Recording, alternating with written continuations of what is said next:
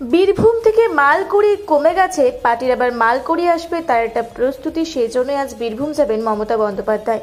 দেখতে হবে সব ঠিকঠাক আছে কিনা, নাকি কাজল শেখ সব খেয়ে নিল। মঙ্গলবার পূর্ব বর্ধমানের শহর বর্ধমানের টাউন হলে প্রাতঃভ্রমণ শেষে সাংবাদিকদের মুখোমুখি হয়ে এমনটাই বললেন বিজেপির প্রাক্তন সাংসদ দিলীপ ঘোষ। তিনি আরো বলেন, আজকে মিলন উৎসব হবে। নেতা জেল থেকে ছাড়া পেয়েছে, সাধারণ নেতাদের এদের কাছে গুরুত্ব নেই। বন্যা নিয়ে দিলীপ ঘোষ বলেন, মমতা ব্যানার্জি 13 বছরে কি করেছে? বন্যা কমার জন্য বৃষ্টি কমে গেছে, ওনার কপাল ভালো। চাষ করার দরকার নেই, কেন্দ্র চাল দিচ্ছে, সবাই খেয়ে বেঁচে আছে। যতবার বন্যা হয় আমরা দেখেছি গোড়ালি অবধি জলে দাঁড়িয়ে উনি বাইক দিয়ে চলে আসেন। জামিন তো পেতেই পারে, যে কেউ এর আগে সুদীপ ব্যানার্জিরা তারাও জামিন পেয়ে গেছে, তারা গেছিলেন। তো বিচার তো চলেই, লম্বা হয় আমরা জানি। যত সময় এলে তখন যত সময়ে তার সাজা হবে। কিন্তু এটা তো সবাই জানে যে কী ধরনের দুর্নীতি করেছে, তার সম্পত্তি সব বেরিয়ে গেছে। এবার তথ্য প্রমাণ বিচার সময় সাপেক্ষে আমাদের বিচার ব্যবস্থা একটু, কিন্তু সাজা হয়। বহু লোক জেলে গেছে, মন্ত্রী ইত্যাদি, আমরা অপেক্ষা করবো তার জন্য। মুখ্যমন্ত্রী আজকে বীরভূমে যাচ্ছে এবং সেখানে অনুব্রত ছাড়া পেয়ে বাড়ি যাচ্ছে, পার্টি সার্টি হবে। এত দিন পরে ছাড়া পেয়েছে, বীরভূম থেকে ইনকাম কমে গেছে পার্টির, আবার মালগুড়ি আসবে, তার প্রস্তুতি কতদূর কী হলো, চেন ঠিক আছে কি না, কাজল শেখ কি সব খেয়ে নিল না কিছু আছে, এগুলো দেখতে যাচ্ছেন দিদি। হ্যাঁ, বিরাট বড় মিলন উৎসব হবে আজকে। নেতা জেল থেকে এসেছেন, চুরির দায় জেল কেটেছেন। টিএমসির কাছে এরাই গর্ব, এরা বাঘ সিংহ হাতি, কারণ সম্পত্তি আছে। তো সাধারণ যারা বা সৎ নেতারা, তারা তাদের কাছে গুরুত্ব নেয়। বন্যা নিয়ে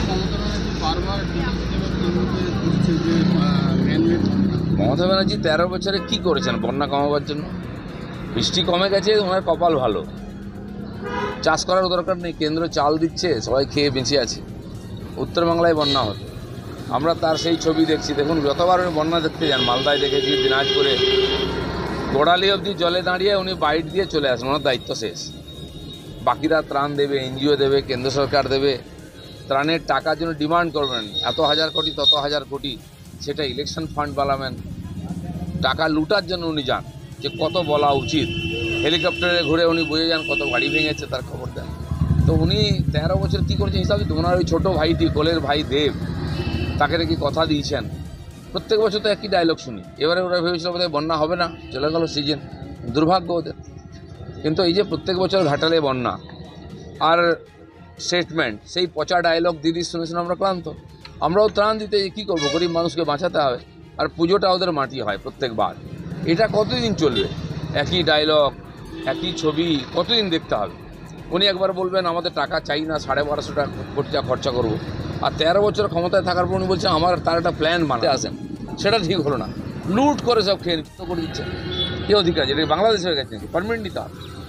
আর আমার প্রতিনিধিদের তুলে নিচ্ছেন আপনি ডিবিসি থেকে। আপনি পারবেন? ডিবিসি যে বিদ্যুৎ দিচ্ছে পশ্চিমবাংলাকে 5,500 মেগাওয়াট, বন্ধ করে দিন, অন্ধকার হয়ে যাবে, আপনার ভবিষ্যৎও অন্ধকার হয়ে যাবে।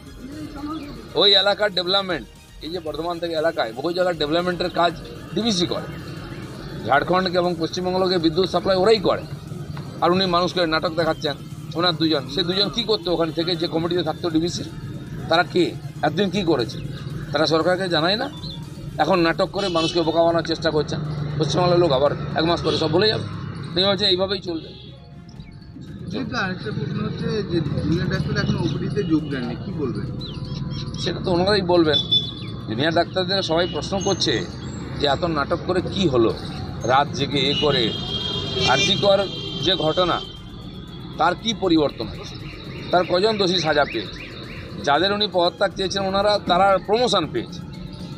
তো পেছন থেকে এই আন্দোলনকে যারা চালাচ্ছে, তারা মমতা ব্যানার্জিকে বাঁচাবার জন্য সব নাটক করছে না তো? রাত জাগো, ক্যান্ডেল জ্বালাও, চল রাত্রেবেলা একটু বাতি জ্বালিয়ে ছবি তুলে চলে আসে। এই জন্য কি দেড় মাস ধরে বাংলার মানুষ কষ্ট পেল? স্বাস্থ্য পরিষেবা বন্ধ হয়ে গেল হসপিটালগুলোতে, তার জবাব দিতে হবে না? এই আন্দোলন যে করা হলো, মানুষকে খেপি কী লাভ হলো? আপনারা একটা সরকারের বিরুদ্ধে একটা কথা বলছেন না। আরে বিনীত গোয়েল কাল থাকবে না, চলে যাবে।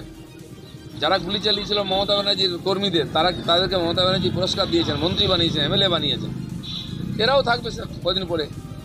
সন্দীপ ঘোষ ছাড়া পেয়ে যাবে অনুব্রতর মতো, তারপরে বিনীত গোয়েল চলে গেলেন, ওখানে দিব্যি খাবেন দাবেন ঘুরে বেড়াবেন। আরও যে অফিসাররা, সরকারের কি কোনো দোষ নেই? স্বাস্থ্যমন্ত্রীর পদত্যাগ হবে না? মমতা ব্যানার্জি পুলিশ মন্ত্রী, তার কোনো সাজা হবে না? কেন এই ধরনের মানুষকে ধোকা দিয়ে আন্দোলনের নামে রাস্তায় নামানো হচ্ছে? পুজো বন্ধ করবে মানুষকে আহ্বান করা, হসপিটালে দাদাগিরি চলছে, লুট চলছে, গুন্ডাগিরি চলছে, ভয়ের পরিবেশ চলছে, বেড পেতে, ওষুধ পেতে, ডাক্তারের অ্যাপয়েন্টমেন্ট পেতে টাকা দিতে হয়। এর কি কোনো? পূর্ব বর্ধমান থেকে দেবাশিস ঘোষের রিপোর্ট, রূপসী বাংলা মিডিয়া।